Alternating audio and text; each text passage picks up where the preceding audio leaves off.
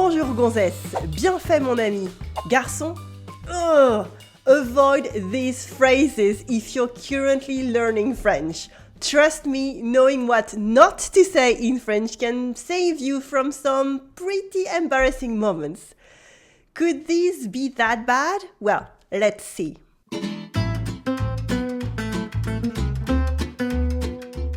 Let's say you want to congratulate someone and you say bien fait. The French person in front of you might cringe. Because actually bien fait on its own means serves you right and not well done. It is a common mistake. Don't faint. It's a very classic one to use bien fait to mean well done. It is so common that there are even stickers that you can buy with bien fait on them to congratulate students. Why? You're just insulting the poor child. Instead, you can say bien joué or bravo. Bien fait is actually short for bien fait pour someone. For example, bien fait pour toi, bien fait pour elle, bien fait pour moi, bien fait pour Jeanne, bien fait pour les voisins, etc. Imagine that your friend just won a game. You would say bien joué, not bien fait. Bien fait would be for the cheater who ended up losing. Tu as trop mangé de macarons et maintenant tu es malade? Bien fait. Tu as réussi ton examen? Bien fait. Tu as réussi ton examen? Bien joué. Tu as réussi ton examen? Bravo. To go a bit further on this before haters start to comment, when I say on its own, I mean it, because bien fait actually means well done, but not on its own. For example, c'est un travail bien fait means it's a job well done. C'est un travail bien fait. J'admire cette broderie, elle est vraiment bien faite means I'm admiring this embroidery, it's really well done. Tu as bien fait de m'appeler. You did well to call me. Tu as bien fait de m'appeler. That's correct. As you can see, bien fait means well done, but only in a sentence. Now, let's have a little quiz. Which phrase actually means well done? Tu as perdu ton porte-clés Tour Eiffel alors que je t'avais dit de le mettre dans ta poche? Bien fait. What do you think? This one does not mean well done. It means serves you right. Another one. C'est un travail bien fait. Je suis fière de toi. What do you think? Yes, this one means well done. I'm proud of you. Well done. Bien joué pour ton examen. What do you think? Yes, this means well done. Well done for your exam.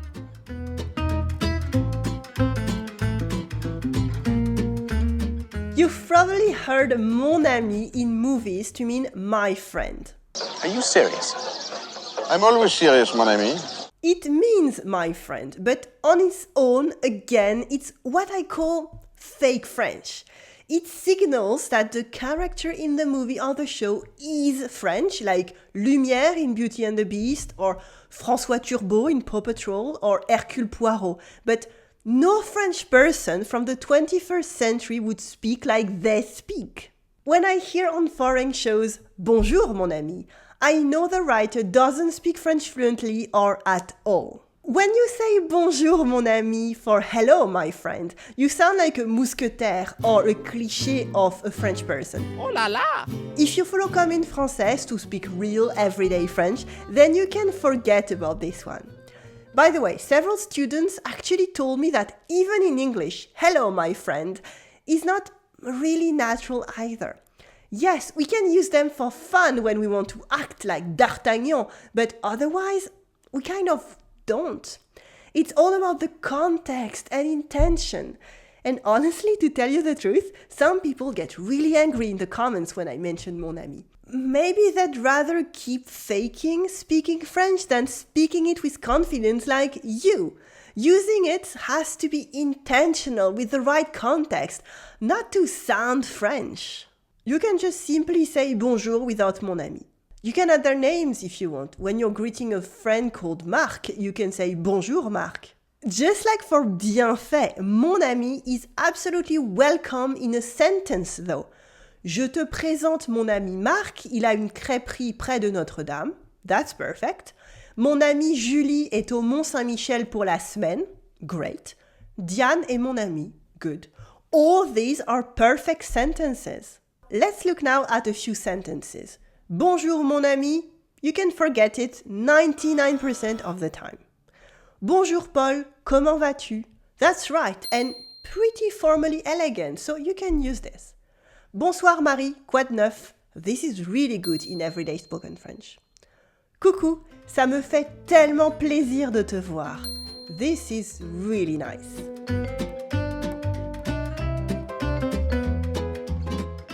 Calling a waiter garçon might seem polite, but it's actually outdated and can be seen as condescending. You can simply just raise your hand and say s'il vous plaît instead. For example, in a cafe, just make eye contact with the waiter and say s'il vous plaît for attention. That's really good. Let's look at a few examples.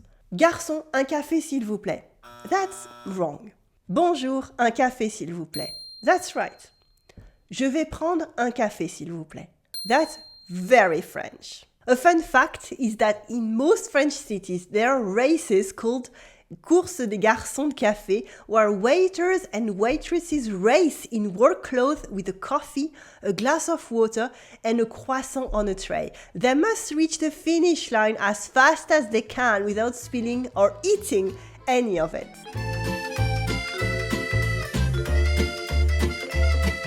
Allons-y is a very common translation of let's go, but it is not used in French as much.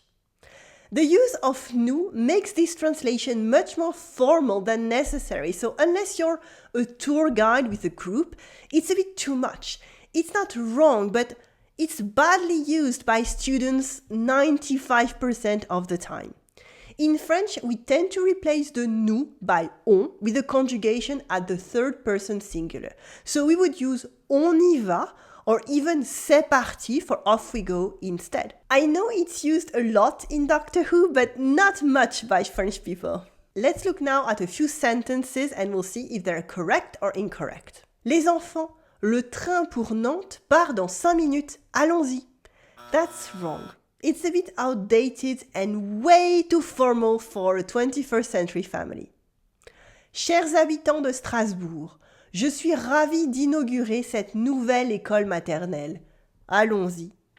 That's right, because it's super formal on purpose. Samuel, Noé, Maëlie, on y va, sinon le bus va partir sans nous.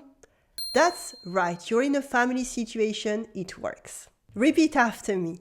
C'est parti, c'est parti, c'est parti, and on y va, with la liaison between on and y. On y va. On y va. On y va. Good.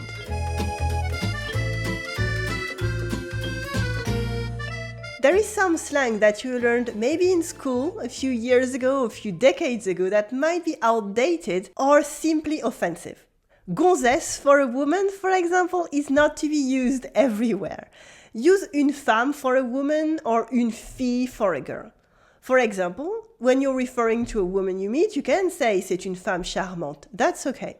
In terms of slang that you might have learned more than 40 years ago, there are two types, as I mentioned. You have outdated slang, such as une vedette for a star, une vedette, or un poste de télévision for a TV, or une réclame for an ad. You can forget about them. But the offensive one that you might have learned are always useful to remember, even if you should not use them. So you will understand the context of a TV show, a sketch, or an article, and maybe not let your children or grandchildren read it. A funny story I have about old-fashioned expressions is that they're a bit like smells or objects that really get you back to your childhood. For example, my grandmother used to say ouvrir le poste de télévision for to turn on the TV. And it's not much used anymore. And anytime I would read this in a book, it always remind me of her, and I love this expression. You might still hear Mademoiselle used for young women here and there, but it's becoming less and less common, and we tend to use Madame much more widely regardless of marital status. My advice is to use Madame in most situations. For example, when you are addressing a young woman in a store, you can say Bonjour Madame, that works everywhere. But honestly, it depends on the intention as well. In street harassment, it's a big no, obviously. No. But a slightly old-fashioned person being effectively kind to you, why not? This highly depends on whom you're talking to, honestly, because other people might tell you, don't use Mademoiselle. Personally, I hate Mademoiselle in forms because it's sexist. In life, it can be okay. It's all about the intention and the context. A fun cultural fact is that Mademoiselle has not been used in admin forms since 2012 because it was of no use compared to Monsieur, so they made it equal. Now we have Madame or Monsieur in all admin forms. Sometimes you have forms for buying stuff that has Mademoiselle, but that's old-fashioned and shouldn't be used anymore. Try using these corrected French expressions in your next conversation and tell me about it. Today we corrected bien fait, Mon Ami, Garçon, Allons-y. We saw some outdated slang and we also saw Mademoiselle. Remember, practice makes perfect. Don't be ashamed of these past mistakes though. I've seen bien fait in French textbooks. Thank you for watching. Keep practicing your French and I will see you in the next video. You'll find a link below to my blog post with the list of vocabulary that we saw today. À bientôt. I will see you next time. Allez, salut!